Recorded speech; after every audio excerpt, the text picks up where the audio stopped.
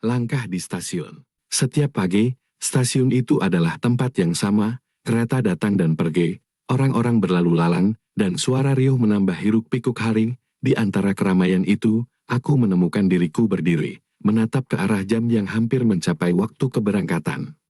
Aku bukan tipe orang yang mudah mendek. Aku bukan tipe orang yang mudah mendekati gadis, apalagi yang baru aku temui. Tapi entah kenapa, hari itu ada yang berbeda. Mataku menangkap sosoknya seorang gadis dengan senyum yang tak pernah absen meski dalam keramaian. Dia selalu berada di sana, menunggu kereta, sama seperti aku. Percakapan ringan itu berlanjut hingga akhirnya kami bertukar nomor.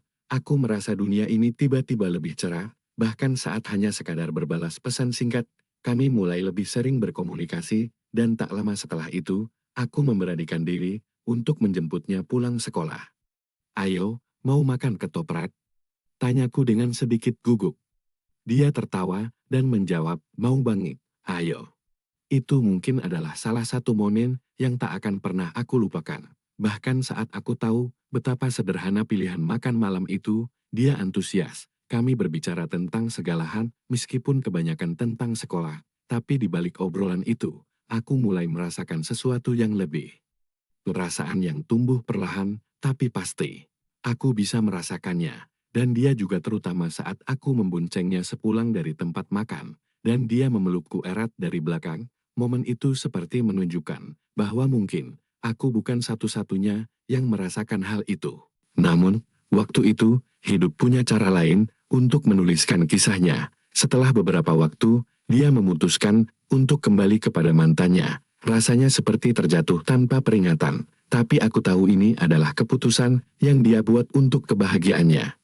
Aku mungkin bisa marah atau merasa kecewa, tapi aku memilih untuk menerima. Sebagai seorang lelaki, aku berusaha untuk bersikap dewasa. "Selama itu baik untukmu, aku bahagia," kataku, meskipun hatiku ingin berteriak. Seiring waktu berjalan, aku semakin tenggelam dalam tugas-tugas kuliah. Dunia yang dulu terasa penuh dengan momen manis bersama istri, kini perlahan-lahan menghilang dalam kesibukan. Setiap hari, aku duduk di meja belajar, menatap layar laptop yang terus memunculkan tugas-tugas yang harus diselesaikan. Kadang, pikiranku melayang, mengingat kembali obrolan-obrolan ringan yang pernah kami punya, atau saat-saat di mana dia memelukku erat dari belakang, membuatku merasa seperti dunia ini milik kami berdua. Namun, kehidupan terus berjalan. Tugas kuliah menumpuk, dan aku pun mulai menyibukkan diri dengan segala hal yang berhubungan dengan masa depan, sesuatu yang dulu tak terlalu aku pikirkan. Istri. Dia tetap ada di sana, dalam ingatanku, meskipun semakin jauh. Aku tidak tahu apa yang terjadi dengan istri setelah dia kembali kepada mantannya. Aku tidak lagi menghubunginya. Bahkan, aku hanya melihatnya lewat sosial media sekadar memastikan dia baik-baik saja tanpa harus ikut campur dalam hidupnya. Kadang aku merasa rindu.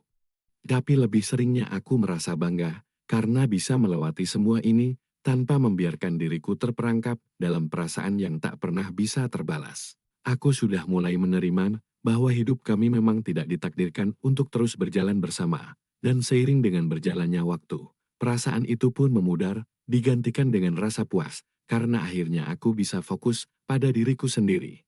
Meskipun begitu, ada saat-saat ketika aku teringat akan senyumannya atau pelukan itu yang membuat dunia terasa begitu indah. Tapi aku tahu, semua itu adalah bagian dari perjalanan-perjalanan yang mengajarkanku untuk menghargai diri sendiri dan apa yang telah aku capai.